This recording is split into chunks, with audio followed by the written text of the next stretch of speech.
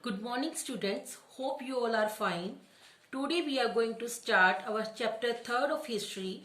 Name is Administration under the British. We have read in our prior chapters ki how European powers came to our India to do trade and to earn profit from our India. Due to so many rivals or European powers, trade wars were between there and from them all European powers, British East India Company was the winner and British East India Company took control on our trade. Up to 1757, their main aim was to earn profit only. They were not interfering in our political system. But when they saw that Indian rulers are not efficient and they are not doing their jobs properly, then they started wars with them and took over their territories and control on rulers also. In this way, Britishers came under the administration. When they got our Bengal, Bihar and Odisha, over there they started dual system of government. Dual system of government means when two governments are taking rule. Britishers got Diwani rights of Bengal, Bihar and Odisha and hierarchy way they have started. Double system of government. Indian rulers became puppet in their hands. As two governments were there, double system of government was there. One is a British, one is Indians. And our Indian rulers became puppet in their hands. Puppet means an object controlled by the others. And all the wealth of our India that is gained by the Britishers. They were controlling on our wealth through corruption, plunder and maladministration, wrong administration. At that time, Governor of Bengal was Warren Hastings. He was not able to run the administration properly. Which officials were there that were not under his control. And after some time in Bengal, one famine broke out. And due to that famine, so many people died of hunger. Due to that famine, when Britishers or British part in England, British peoples came to know that this happens, they shook. Ki how it can happen, our Britishers are there. Then they take a charge on our India and check the administration going on in India. For this now, then Prime Minister Lord North introduced a bill named Regulating Act. That was in 1773. Regulating Act. Which features are there in Regulating Act? What he has written that military and civil administration under Parliament. Parliament means the British Parliament. They will check ki how military and civil administration in India is going on. Warren Hastings, that was the then governor of Bengal, that is remain his post, and 4 members work under him. They will assist him. Supreme Court was established. 1 chief judge was there and 3 other judges were there. Then 24 directors appointed for 4 years to keep check and supervise the all works which are going on India, and they have to inform to the Britishers about it. These were the features of Regulating Act.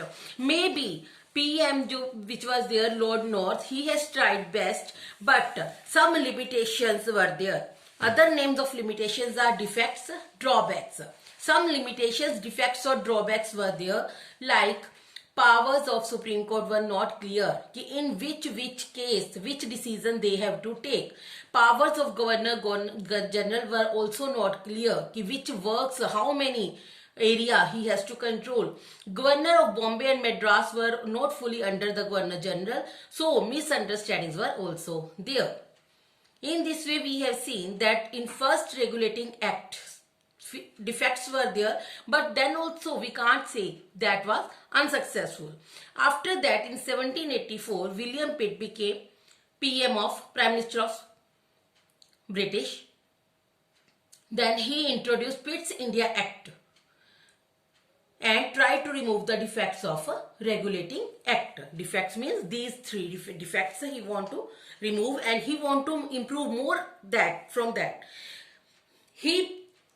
What he has done now, Governor General, the real master of India and control, but under the control of a British Parliament. Features of Pitt's India Act, which are there. Act means kind of law only, which they have to accept. Firstly, commercial and political functions separated. Firstly, commercial and political functions they were doing at the same person, but now that functions were separated. कि commercial अलग है, political that are separated. Then board of control they have set up to check the company's affair. Company means British East India Company's affairs or works with 6 members teams. Then Governor General had all powers and had 3 members to assist.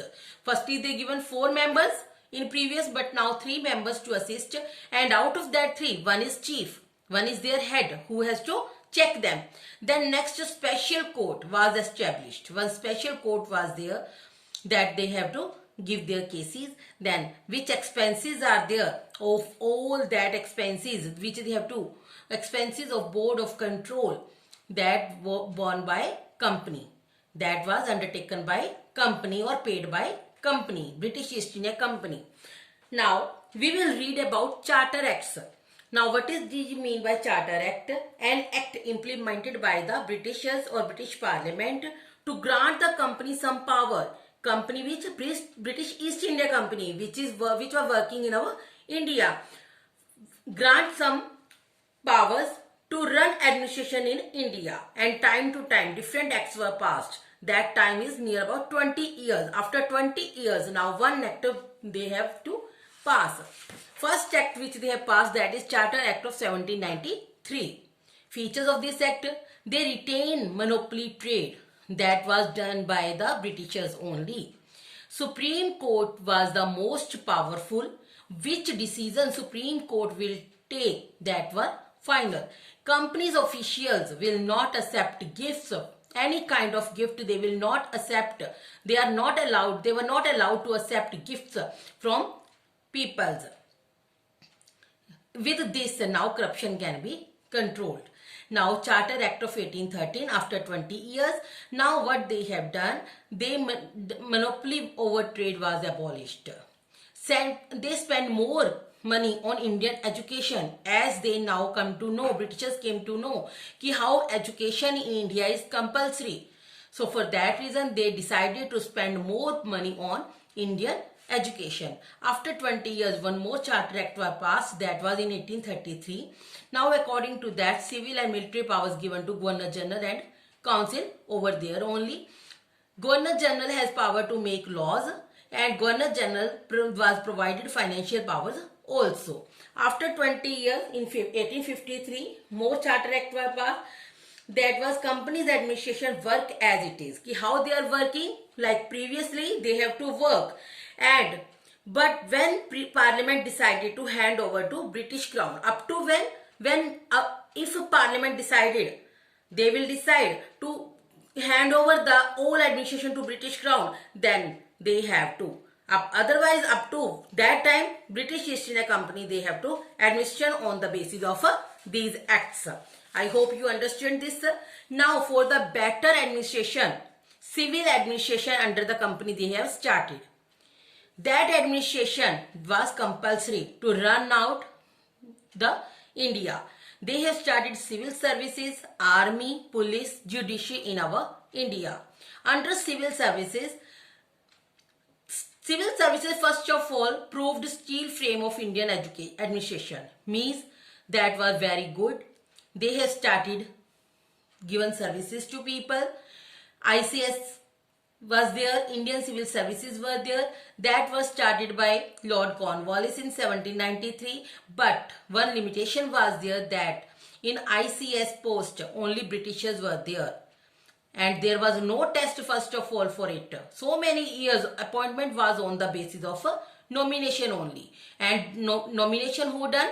That nomination by the directors, which their persons are there, that we can say favors were there, to them only they were giving that job. But Indians were not allowed for this ICS. After some time, test they have started. Then also our Indians were not allowed to appear in the test. Indians were for the subordinate post only, for the small post only. They were not they were not, we can say that, ready to give more money to the Indians. Then second, their administration was there about the army. This was the most important pillar to maintain their position only. Their position means Britishers used army to maintain their position only. Army saved the company from European rivals. Army control on native rulers and their area, and that for the Britishers. They crushed the revolts against them. If any Indian revolt was also there, then also army crushed that revolt. Maybe Indians tried to do that revolt for the betterment, but they never understood this thing. In this way, most that in army, higher posts are for the Britishers only. They are not allowed to, they are not able to get higher job. Subedar was the last job for our Indians, and they were not given money up above 300.